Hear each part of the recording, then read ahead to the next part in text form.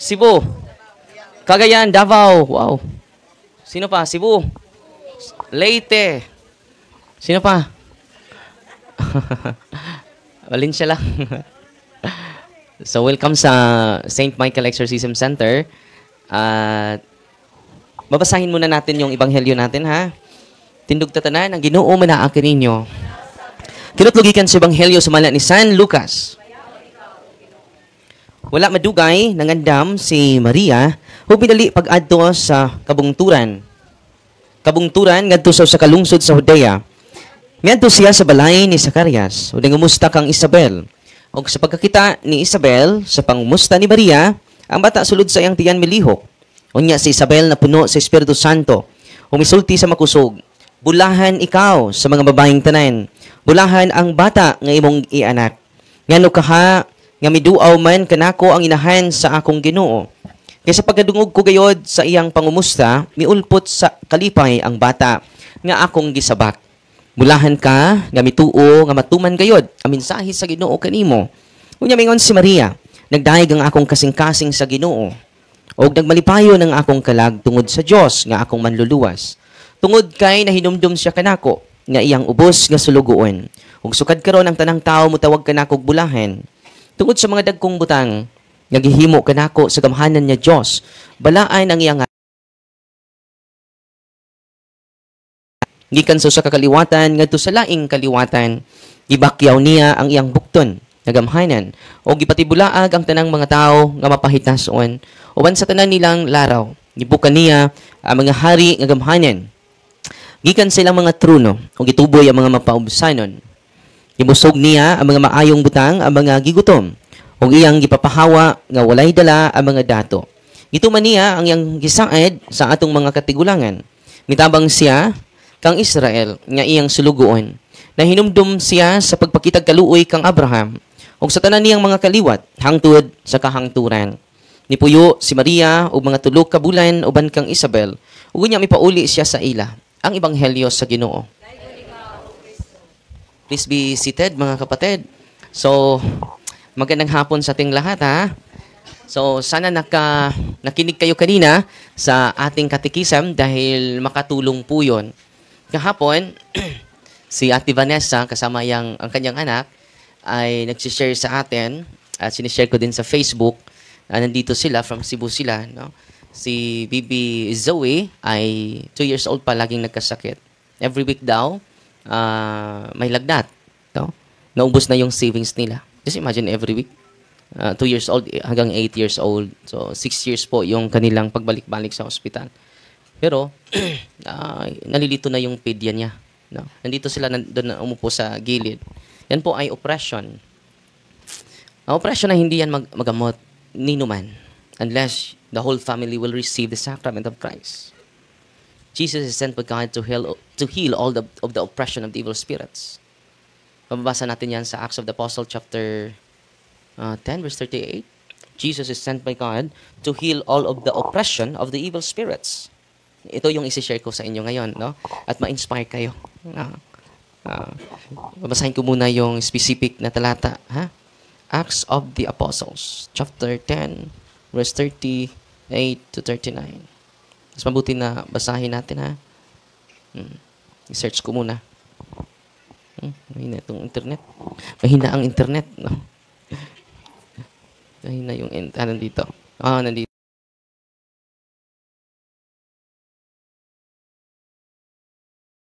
Power.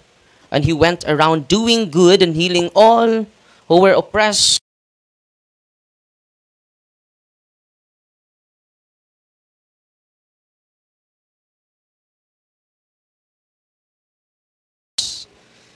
Sino ang pinadala to heal of the evil spirit? Jesus Christ. Sino yung in persona Christe?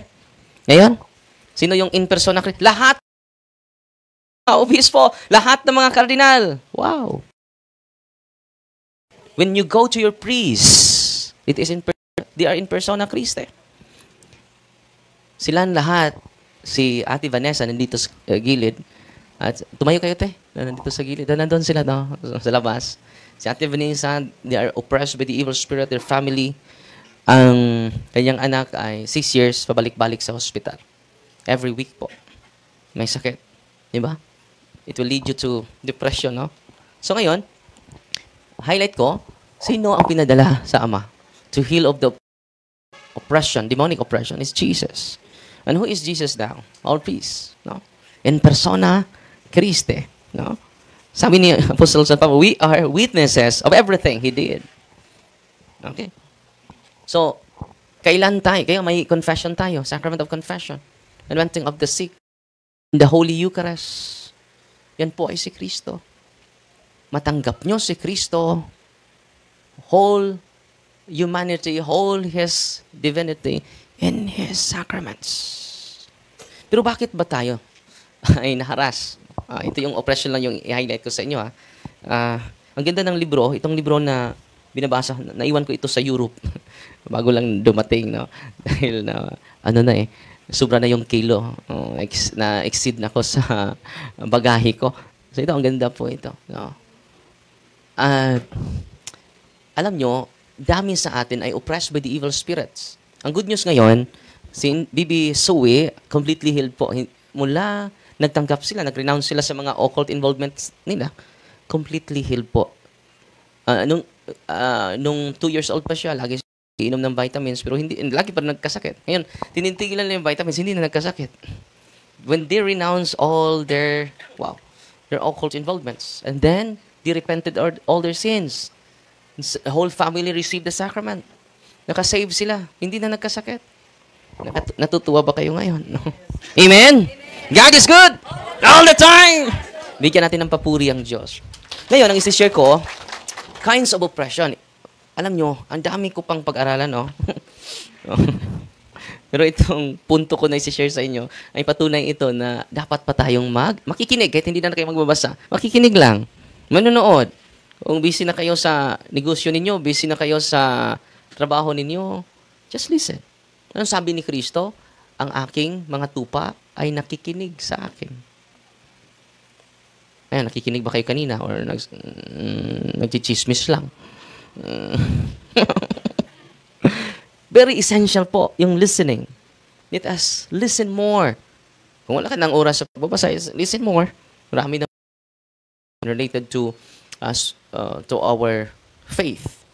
Dito, sabi ni Father Refugger, ito yung author, ang ganda ng libro. Ito yung isi-share. Marami kong babasahin para sa inyo. Ito isi-share ko po sa inyo. The nature and definition of oppression. It is a second extraordinary attack of diabolical influence. It is also known as circumcision. So before Vatican II, ang oppression, ang term sa oppression ay circumcision. Hindi yung circumcision sa pagtuli, no? So, sabi niya dito,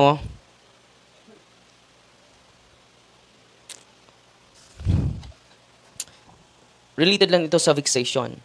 So, vexation are attacks, while oppression is a state the two words which will be in that manner throughout the text. The different kinds of demons oppress people is almost impossible to enumerate.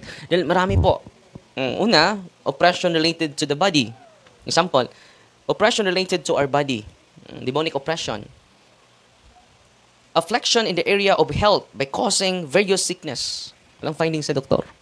Katulad din ni Bibi Zoe. She was experiencing it for 6 years. Just imagine, no?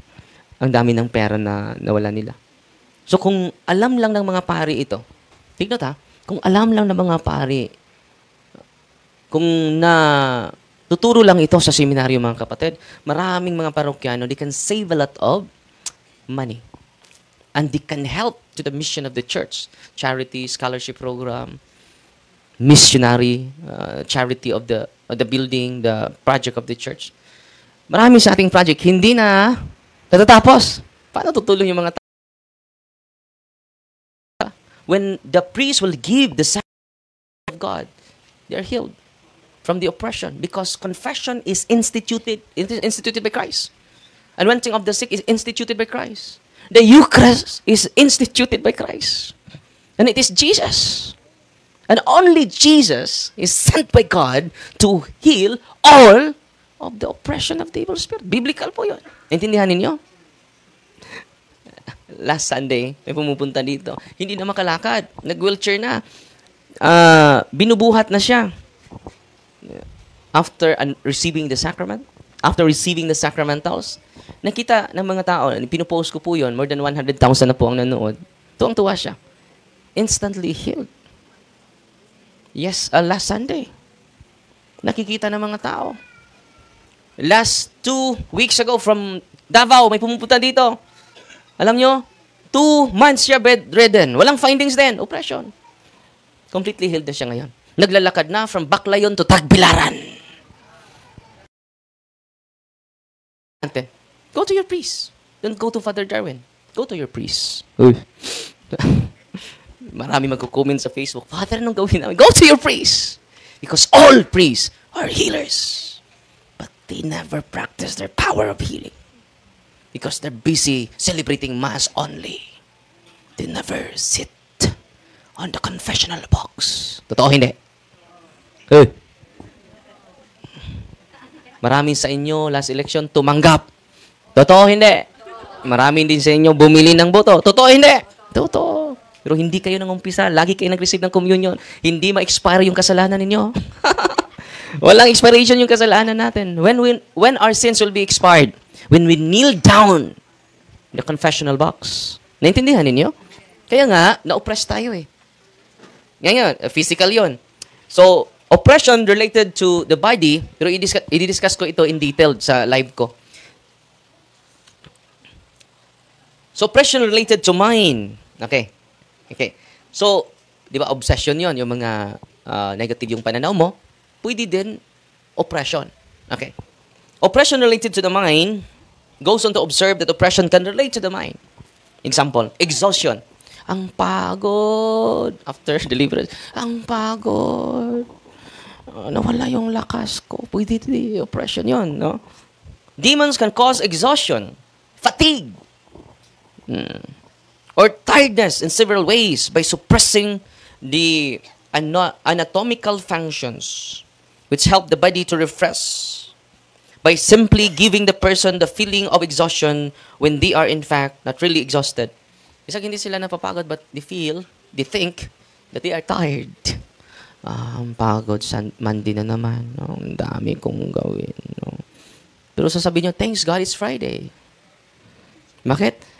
Walang trabaho bukas. Walang nagsasabi, thanks God, it's Sunday. No. Thanks God, it's Monday. Araw-araw, dapat magpasala. Not only Friday. Thanks God, it's Monday. Thanks God, it's Tuesday. Thanks God, it's Wednesday. Amen? Not only thanks God, it's Friday. But in Monday, pagod na ko. Marami naman akong gagawin. Totoo, hindi. Satan will influence your mind through oppression. So oppression related to the mind by simply giving the person a feeling of exhaustion when they are in fact not really exhausted. Thanks God, it's Friday. Dahil walang trabaho sa Saturday at Sunday. Di ba? Yun ang known eh. Thanks God, it's... Pero hindi nagsasabi, thanks God, it's Monday. Hindi nyo narinig yun. So, mula ngayon, ayun is Saturday. Thanks God, it's Saturday. Ulitin natin. Thanks God, it's Saturday. Galing sa puso, hindi sa bibig. Thanks God, it's Saturday. Bukas, thanks God. Yan. Pagising nyo sa umaga, thanks God, it's Saturday. Hindi ka nang gagalit. At binibigyan mo lang ng para yung mga demonyo ay mawalan sa atin. Affect one's sleep by causing insomnia. Pwede din. Oppression yon. Maraming kaming pasyente dito. Blocking one's normal cycle of sleep. Hindi ka makatulog. Posible oppression yun. May natural yan na explanation. Pero, pwede gamitin yan. And then, masama na yung, hindi ka na-condition sa the following day. Dahil wala kang tulog, wala kang sapat na tulog. Creating external circumstances so that person becomes fatigued. Laging na kapuyon by trying to maintain a normal life, which becomes almost hectic and impossible to maintain. And so the person runs from nothing to thing, trying to maintain a normal life. So, pwede oppression related to the mind. Nung una, ang pagod ko after exorcism. Tutulog agad ako. Wala na akong magawa. Dahil, tinatanggap ko after exorcism, mapapagod na ako. Pero hindi man talaga ako pagod. So, I cast out the oppression of my mind Demonic oppression. Kaya nga, magkakanta na ako before ako matutulog. Bless the Lord, oh my soul. Oh my soul. Worship His holy name. Sing like never before. Oh my soul. Worship your holy name. And then, cast out. Pwede physical, pwede related to the mind. Related to the mind, yung panaginip mo, dreams. Pwede din. Ma-oppress tayo. Kaya nga, may mga pasyente kami dito, may kasintahan sila sa panaginip. Father, vivid na vivid. Linaw na linaw. No, yun po ay spirit of incubus. Father, ginagalaw ako sa panaginip ko. Very consistent, Father. Yan po ay oppression related to the mind. Meron akong naalala, si Brother Windel, meron silang kaso, unique yung kaso nila. Bakit? Continuous yung panaginip niya. May lalaki na nangliligaw sa kanya. Ang gwapo, mas gwapo pa sa kanyang asawa, sa original, sa real. Pero sa imaginary dreams niya, gwapong-gwapo, sinagot niya. Panaginip lang yun eh. Kung gigising siya, makat. Kung matutulog naman siya, magpatuloy. So nagpakasal sila sa panaginip. At hindi lang sila nagpakasal, meron silang mga anak sa panaginip. Yung anak nila, naging nurse na sa panaginip. Gusto niyang matulog na eh. Dahil yung tunay na niya na husband, ay hindi siya inalagaan. Lasinggo. Lagi silang nag-aaway. Convinced na, mas mabuti pa matulog na lang ako. At din sa pagtulog niya, continuous. At meron pa silang apo sa panaginip. Oo. At din yung pangalan ng kanyang panaginip, si Rocky Arobia. Sabi niya, darling, no, magpadala na ako ng sulat sa kapitan natin dahil bago na tayong residente dito. At sabi niya, sige, magpadala ka. Panaginip lang yun, oh. Kinabukasan, yung kapitan nila, pumunta sa bahay nila. Sino ba ito? Si Rocky Arubia. Bakit naging totoo? Taga ng sulat. At doon na siya nagtaka. Yung panaginip niya ay hindi ordinaryo. Yun po ay demonic oppression. Okay? May natural naman na panaginip. Di ba? Hindi naman lahat ng panaginip. Ano, naginip na ako? May natake na ako ng demon. Hindi na. Extraordinary lang na panaginip. It is not natural. So, nangyari mga kapatid, si Rocky Arubia, sinabihan siya na wala na kayong kurente. Naputulan kayo. Okay, mag-alala. Bukas na bukas, ipa-install ko yung kurente niyo dahil naputulan kayo eh. So, yung mga, sa atin, Buhiko, di ba? Mindanao sa kanila. Yung mga staff sa, sa Buhiko sa atin dito, pupunta doon sa kanila. At nagsasabi na, so, i-install na namin yung kurente ninyo. Sabi ng pasyente na Brother Windel na, hindi naman kami pumunta sa office ninyo para magpa-install ng, magpa-reconnect. Dahil wala kaming pera. So, walang problema na, sis, dahil binabayaran na kayo. Sino nagbayad? Nandito sa resibo. Si Rocky Arubia. Nung diniliverance na itong babaeng ito, daming demonyo, no? Walking possessed. Yan po ay oppression related to mind. Psychological attacks as attacks of depression, intense anger. Nang hindi mo naman pigilin yung depression mo. Oppression yun. It is a demonic oppression. Hindi mo naman pigilan yung anger mo. Demonic oppression. You are not possessed, but you are oppressed. These forms of attack will come and go. Not be inconsistent or persistent. Grabe lang, pero mawala naman. No? So, pwede ka i-atake oppression sa isipan mo. No? Blocking or affecting communication between individuals by not only affecting the perception of one another. So, pwede din yung communication. Example, may hinaharas dito. No? Grabe makapagsalita. Grabe talaga, negative talaga. Pero hindi niya alam ang sinasabi niya. Hindi ko yun sinasabi, ha? Sinasabi mo yan kanina. Kami lahat nakarinig. So, hindi. Wala akong sinasabing ganun. Mamatay pa ako. See? Pwede. Yung communication natin. Pwede niya dagdagan. No? Grabe, no? Satan is real. Or, minsan ay tatawag sa amin. Example, si Brother Windel. Yung mga pari ay nagpa-rescue dahil may mga paaralan na hinaharas yung mga bata. So, ang pari, nag-communicate sa kanya. Merong message, pero walang laman. Just imagine, ha? Merong message, pero walang laman. Pero hindi niya pinansin, dahil walang laman eh. Di ba? Kahit sa communication, i-oppress tayo. So, mag-ingat tayo kahit sa mga, hindi maniwala agad, hindi mag-react agad. Pwede yung way of communication sa bawat isa sa atin, dadagdagan niyang demonyo. And then, it will create more chaos in our midst, more conflict in our midst. Because he will conquer you, but he will first divide us. Divide before he conquers. So, i-divide muna tayo, yan po ay mananalo na siya. No? Grabe, no?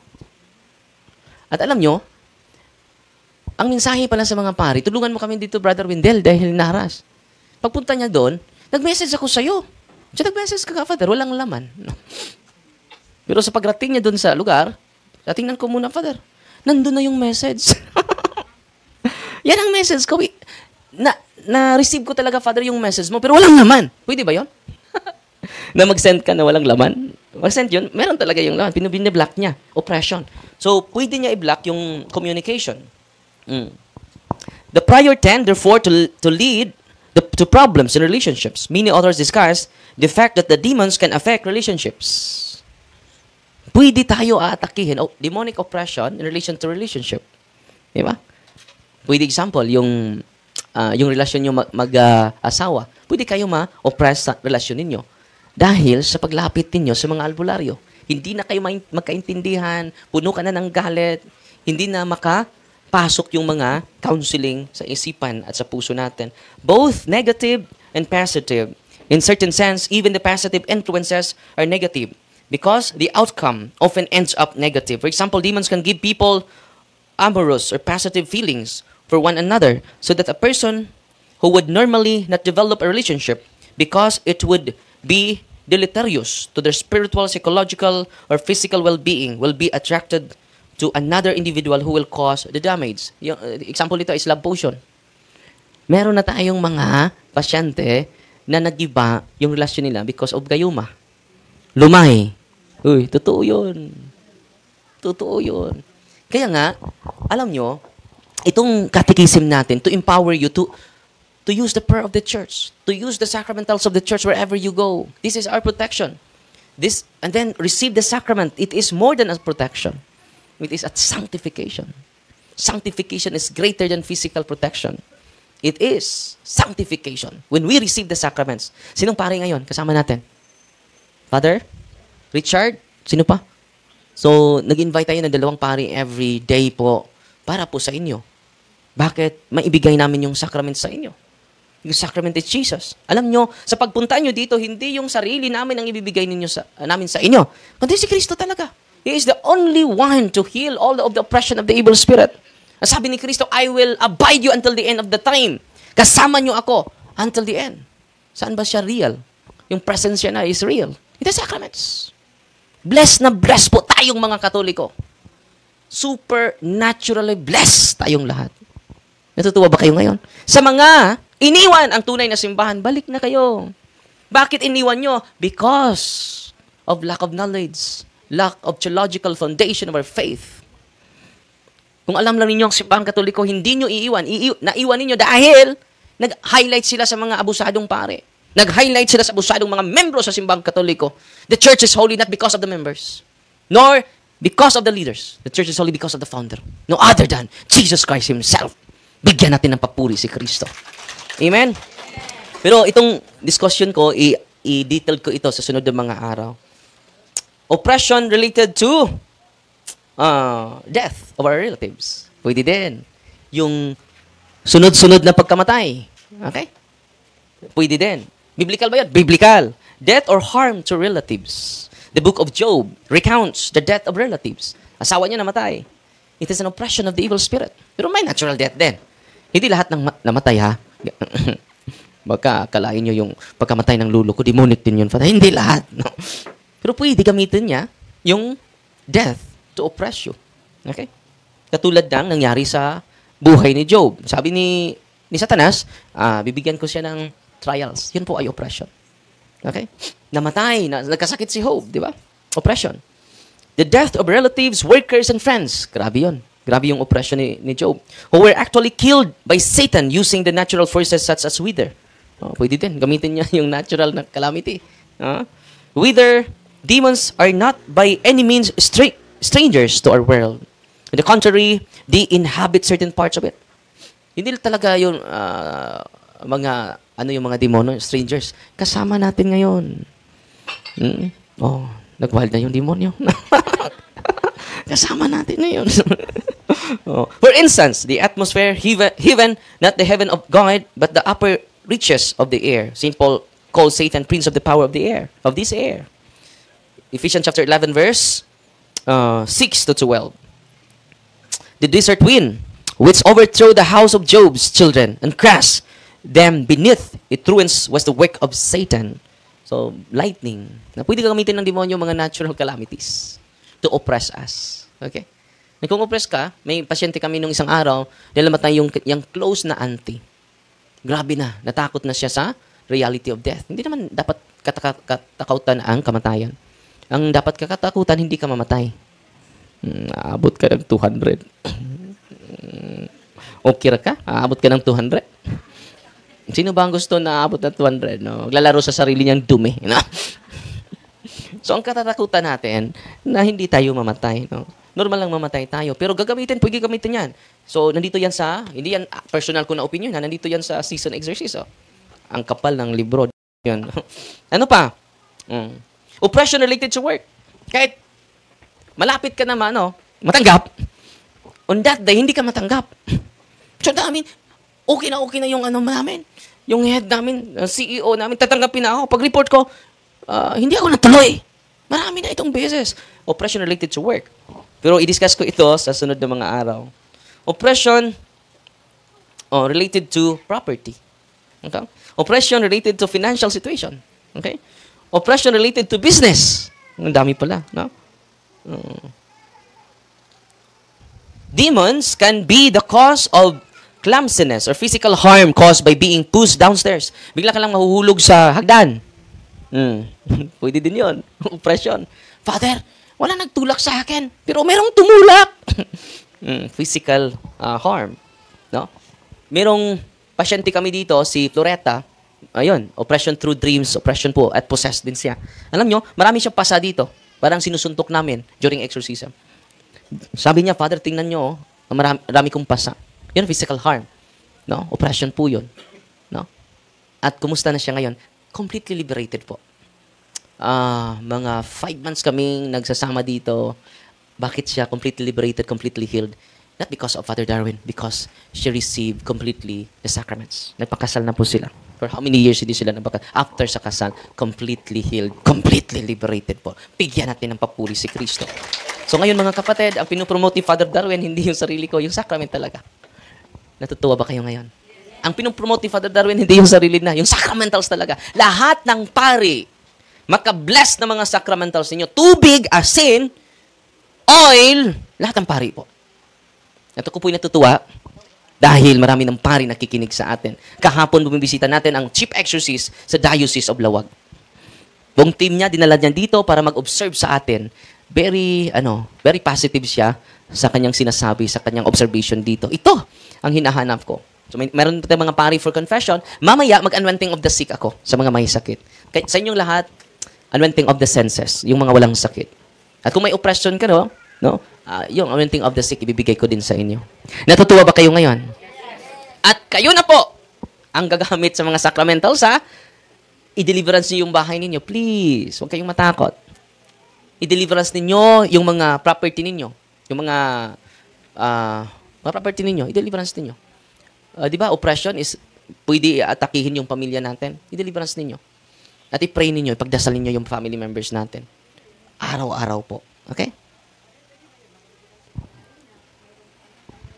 Mayroong? Ikaw mag-ari sa bahay. Oo. Pwede mo i-deliverance. Yes. I-invite nyo lang sila for confession and then i-catechize nyo sila. Dahil hindi naman natin ma-first ang mga tao sa paligid natin. Dahan-dahan po. Hindi tayo magkipag-away sa kanila. Ang gagawin natin is catechize. Stop criticizing. Start catechizing. Bakit hindi sila gusto magpakasal? Because they don't know. So, bigyan nyo ng bisa ng mga rason. Faith plus reason equals conversion. Okay?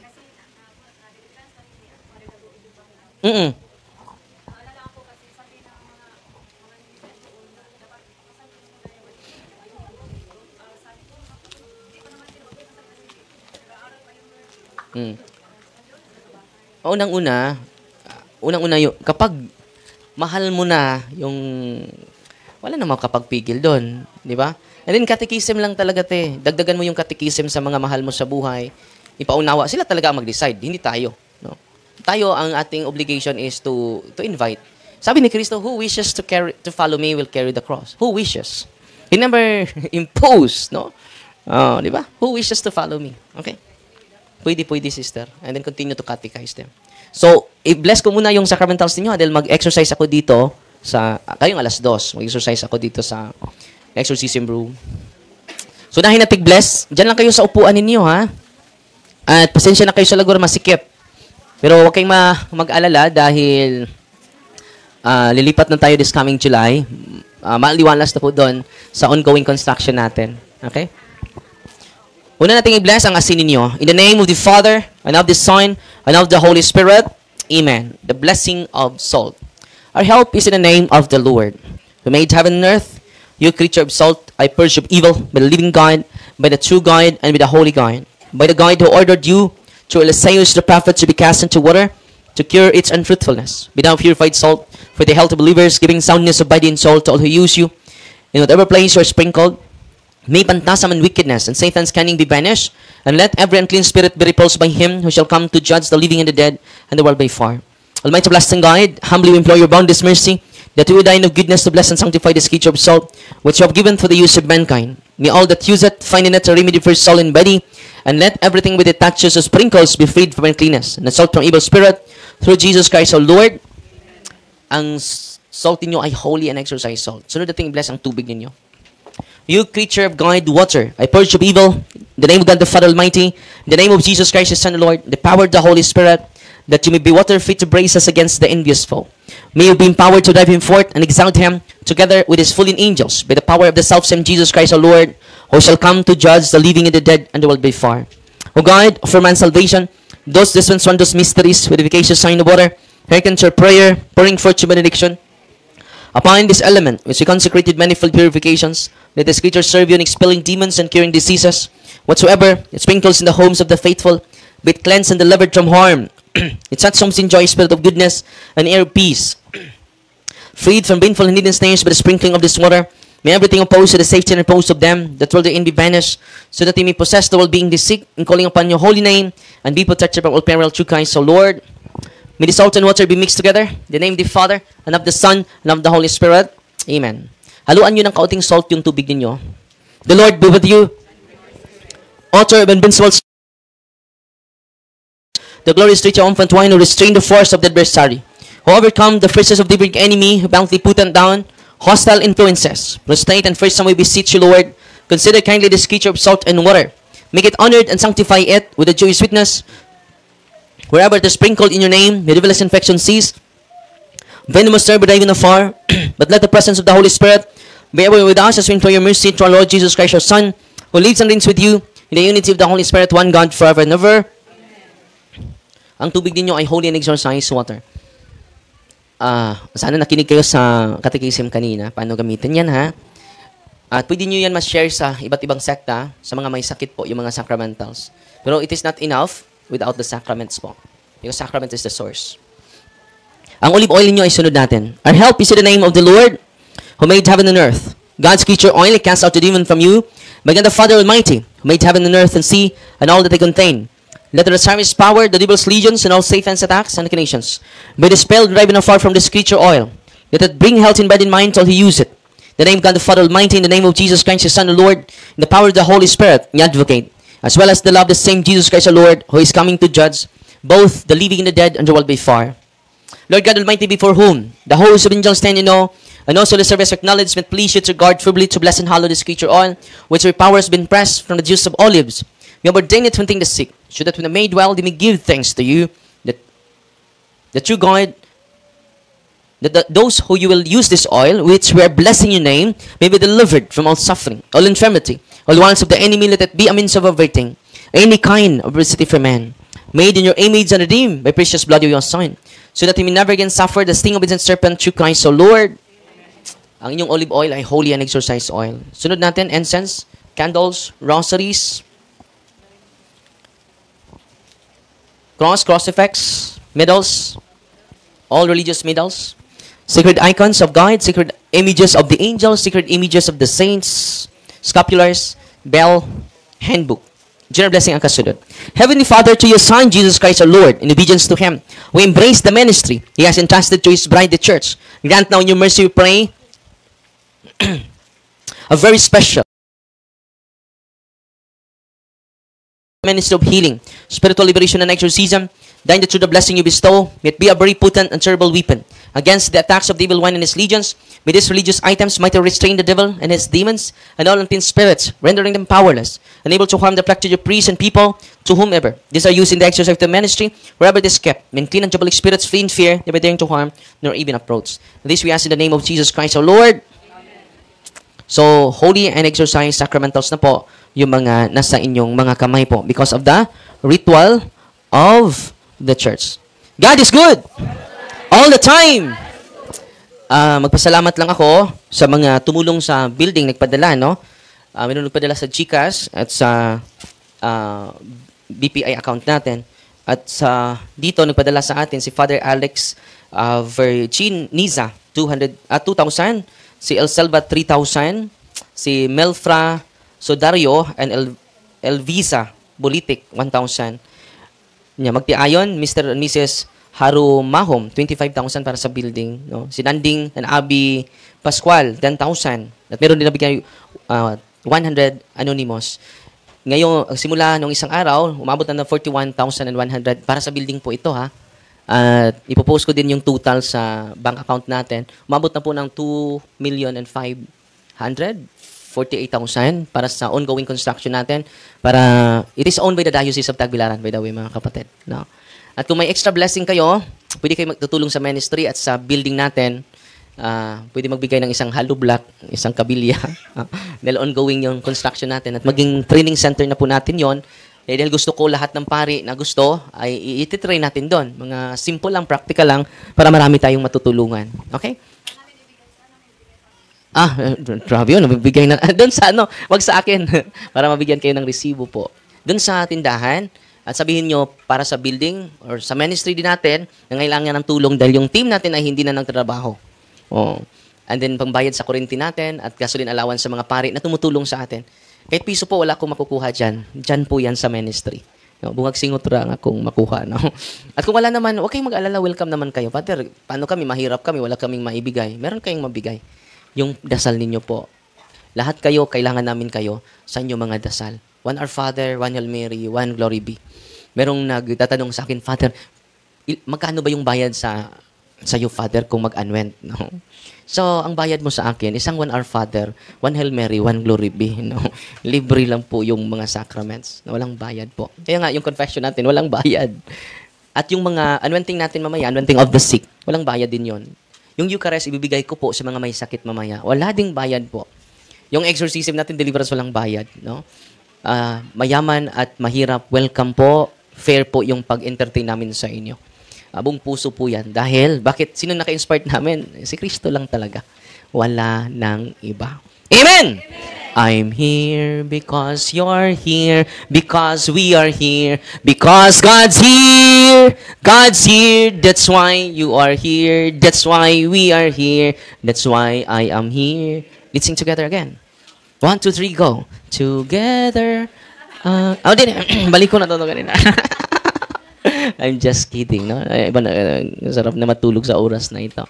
Ulitin natin, ha? 1, 2, 3, go! I'm here because you're here, because we are here, because God's here. God's here. That's why you are here. That's why we are here. That's why I am here. Bigyan natin ng papuri ang Diyos. Amen! Natutuwa ba kayo ngayon? God is good! All the time! Oh, wow. Rumble na yan tubag. Yung God is good, grabe! All the time, siyempre. Balik ko namin. God is good! All the time! Salamat sa inyong pagdalaw dito sa ating St. Michael Exorcism Center. At magsimula na ako for solemn exorcism. Meron ako mga bagong pasyente ngayon, kahapon nag-react, no? At kung may mag-react dito, huwag kayong sisilip sa butas. Baka mag-transfer sa inyo, madagdagan yung pasyente natin, no? Tatawagan yung mga pangalan ninyo, ha? Lahat kayo tatawagin. And then, lahat kayo ma-deliverance po. At kayo na po magpatuloy sa deliverance ninyo. Okay?